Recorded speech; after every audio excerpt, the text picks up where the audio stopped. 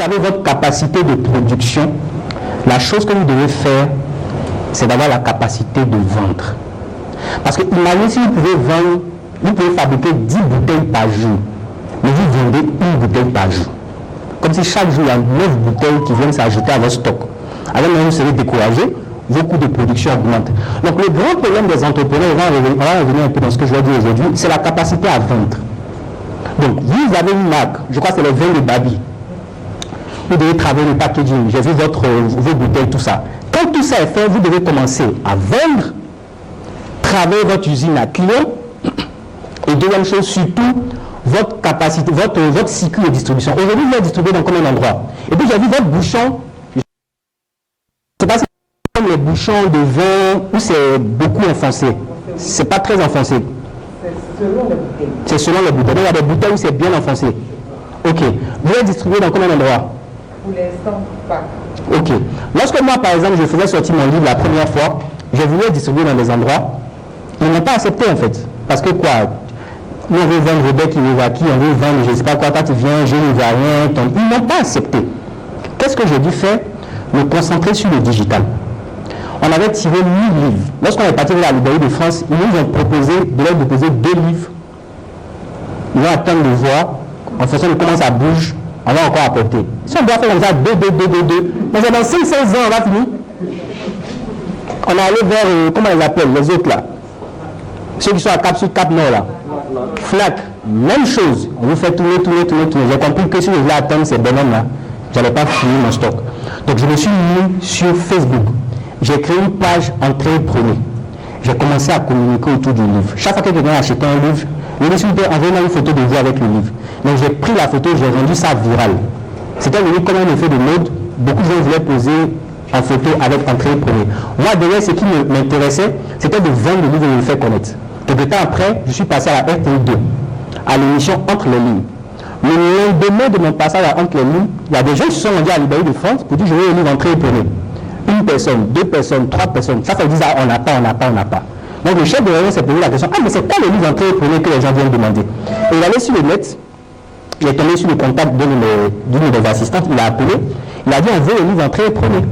C'est là qu'on est rentré en contrat avec la Librairie de France. Et d'ailleurs, on n'a même pas donné de livre parce qu'on a écoulé le premier stock tout seul.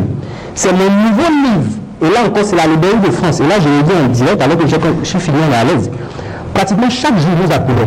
Quand est-ce que vous apportez le livre? Quand est-ce que vous apportez le livre? Quand est-ce que vous apportez le livre? Parce que la demande était forte. Aujourd'hui, on va déposer un stock pratiquement épuisé.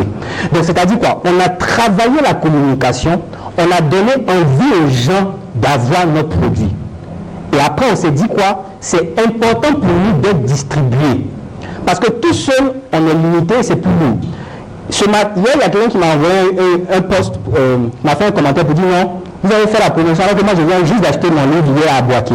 Alors où on parle, mon livre est disponible à Boaké, à la Librairie de France de Boaké, Librairie de France de Yamoussoukro, Librairie de France de l'aéroport, Librairie de France de Sokosé, Librairie de France de Cosmos, le Pougon, Librairie de France de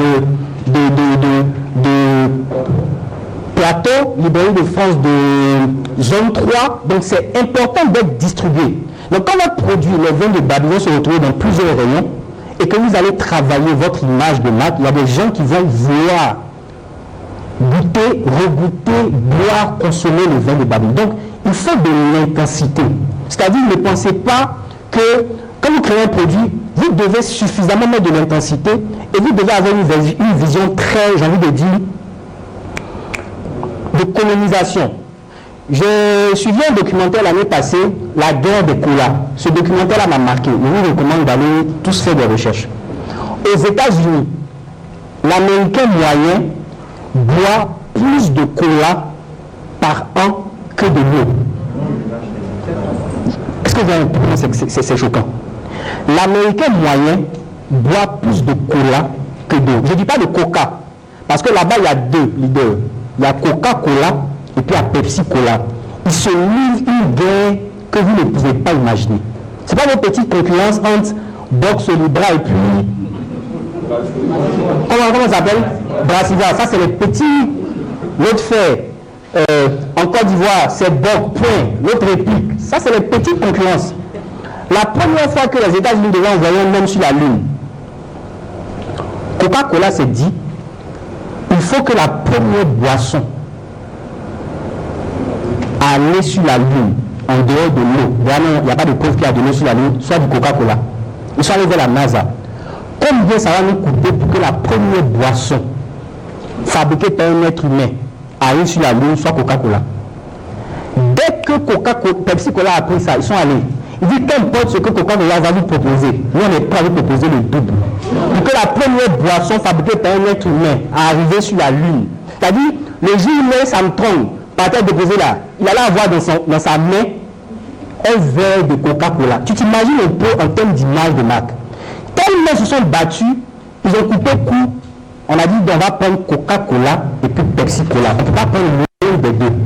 Quand vous regardez ce documentaire, vous vous rendez compte que la stratégie d'une marque doit être de dominer et de... C'est-à-dire, quand tu crées ton vin là, c'est vrai que le vin c'est quelque chose qui rend les gens ivrins. Mais tu dois te dire, le jeune n'a pas envie de boire de l'eau. Il faut qu'il boive vin de Babi. Si ce n'est pas ton objectif profond et que tu ne t'emploies pas à atteindre cet objectif, tu risques d'avoir une boisson comme les autres. Quand vous lisez, quand vous regardez ce genre de documentaire, vous vous rendez compte que ce qu'on fait ici, c'est de la comédie. Un entrepreneur va créer une marque de vêtements. Pour lui, le plus top du top, c'est que beaucoup d'Ivoiriens portent son habit. S'il est trop allé loin, il cherche à avoir une boutique quelque part au Vallon. Pour lui, c'est le summum de la réussite. Quand un entrepreneur américain crée une marque de vêtements ou de nourriture, il se dit, il faut que dans tous les pays du monde, on utilise la marque. Combien d'entrepreneurs ivoiriens imaginent leurs produits vendus sur les Champs-Élysées, à Tokyo ou à Dubaï? C'est-à-dire pour eux-mêmes, je ne peux même pas encore payer mon loyer, c'est arriver là-bas, je vais chercher à peine. Mais en fait, si dès le départ, vous ne pensez pas comme ça, il y a de fortes chances que toute votre vie, votre parcours d'entrepreneur, vous soyez dans le cycle, chercher à peine ne pas payer son loyer, couvrir ses charges, payer ses salariés, ça c'est petit. Et on va prendre ça comme une introduction pour entrer dans ce qu'on va voir aujourd'hui. Donc pour tout vous dire, votre grand challenge, c'est un challenge de marketing. C'est votre seul challenge. Et si vous avez un bon marketing, si vous mettez de l'intensité, quand je dis de l'intensité, vous mettez de l'intensité. Moi, lorsque j'ai fait sortir mon nouveau livre, on a fait sortir 1000 exemplaires. J'ai dit à mon associé Aimé Zouzou, je lui ai dit, c'est sorti peut-être en novembre, je lui ai dit, il faut qu'on vende le livre avant le 31 décembre. Elle dit, c'est pas possible en fait. Je dis, comment ça, c'est pas possible? Elle dit, tu es fou. 1000 livres en 30 jours, ça fait combien de livres par jour? Ça fait 30 livres par jour, c'est pas beaucoup. Elle dit, tu es un malade en fait. Mais j'ai mis de l'intensité. On n'a pas pu atteindre l'objectif. Mais en fait, j'étais fier parce que j'ai réussi à vendre le meilleur. C'est-à-dire, le meilleur de moi, je l'ai fait. Je ne vais pas en vendu comme on a vendu beaucoup. Peut-être on a vendu 400 ou 500. C'est beaucoup. Franchement, c'est beaucoup. Les gens ont dit, les Ivoiriens n'aiment pas lire. Ça coûte 15 000. C'est beaucoup de réussir à faire ça. Donc, il faut mettre de l'intensité.